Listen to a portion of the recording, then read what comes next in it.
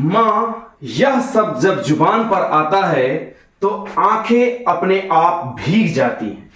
उसमें त्याग है, तप है, ममता है। वह आंचल है जिसमें बच्चा सारे संसार को भूल जाता है। लेकिन जब वही आंचल खून में सना हुआ हो, जब वही ममता किसी मासूम की लाश पर झुकने की बजाय खंजर उठाए हुए हो, तब क्या रह जाता है मां और पिशाचिनी के बीच का अंतर। नमस्कार दोस्तों, मैं हूं चंदन। आइए सुनते हैं इस सच्ची कहानी को।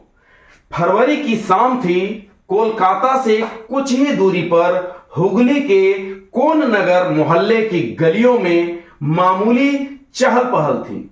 इसी सन्नाटे में एक घर से अचानक आई एक बच्ची की चीख, भैया! लोग दौड़े, दरवाजा टूटा और सामने था वो दृश्य जिसे देख पत्थर भी पिघल जाए। एक 8 वर्ष का बालक श्रेयांशु अपने ही कमरे में निर्जीव पड़ा हुआ था। सिर किसी भारी चीज से कुचल दिया गया था। कलाइयों की नसें कटी हुई थी और सीने पर 21 बार से वार किया गया था। खून से दीवार लटपट थी और टीवी पर कार्टून चल रहे थे। एक ओर मासूमियत हंस रही थी, दूसरी ओर मौत ने उसे चुप करा दिया था। जैसे ही पुलिस को यह खबर लगी, पुलिस आई, घर की तलाशी ली गई। दरवाजे खिड़कियां बंद, ताले ज्यों के त्यों। न लूटपाट हुआ, न कोई घुसपैठ। मतलब मौत घर के भीतर ही हुई थी। और एक बात, और घर का कुत्ता जो पल पल पर भौंकता रहता था, उस दिन एकदम शांत था। कभी कभी चुप्पी भी बहुत कुछ बता जाती है, बशर्ते कोई उसे समझने वाला होना चाहिए। जैसे जैसे पूछताछ बढ़ी, मां शांता देवी की पुरानी मित्रता सामने आई।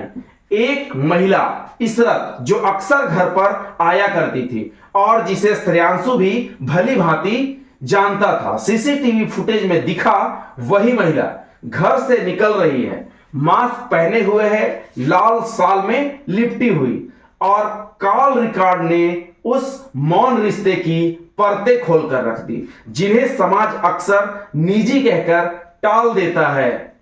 शांता और इशरत, 2 स्त्रियां, एक संबंध जिसमें समाज की नजरें नफरत खोजती हैं और व्यक्ति सिर्फ और सिर्फ अपनापन। लेकिन अब अपनापन छुपाया जाता है, तब वो या तो पाप बनता है या फिर अपराध। श्रेयांशु के पिता पंकज बाबू ने जो कहा, यह आज भी मन को कंपा देता है। उन्होंने जो कहा, आइए सुनते हैं। मैं जानता था कि मेरी पत्नी इशरत से जुड़ी हुई है। मैंने सब कुछ देखा है, मैंने सब कुछ सहा है, क्योंकि मैं नहीं चाहता था कि मेरा बच्चा एक टूटा हुआ परिवार देखे। लेकिन किसे पता था वह बच्चा ही कभी टूट जाएगा, और वो भी पूरी तरह से। पुलिस ने इशरत को झूठ बोलकर अपने जाल में फंसाया कि शांता ने सब सच बोल दिया है, अब छुपाने जैसा कुछ भी नहीं रह गया। इशरत की तो मानो आंखें डबडबा गई। वह फूट पड़ी और उसने बताया, हम दोनों कमरे में थे एक साथ, तभी श्रेयांशु आ गया। हमें उस हालत में देख लिया, डर गया और हमें लगा वह सबको बता देगा। हमने पहले उसे मूर्ति से मारा, फिर उसकी नस काट ली और फिर चाकू से तब तक वार किया जब तक वो हिलना बंद नहीं कर दिया। पोस्टमार्टम रिपोर्ट ने उस मासूम की तकलीफ बयां कर दी। 21 बार चाकू मारा गया था। दीवारों पर खून की कहानी लिखी हुई थी। फर्श पर चुप्पी की चीखें थी। कई बार हत्या सिर्फ शरीर की नहीं होती, बल्कि आत्मा की होती है, और इस बार आत्मा की हत्या मां ने ही कर दी थी।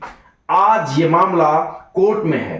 पिता चीख चीख कर बस एक ही बात कह रहे हैं, उसे न्याय दो, क्योंकि वो तो अब कुछ मांग भी नहीं सकता।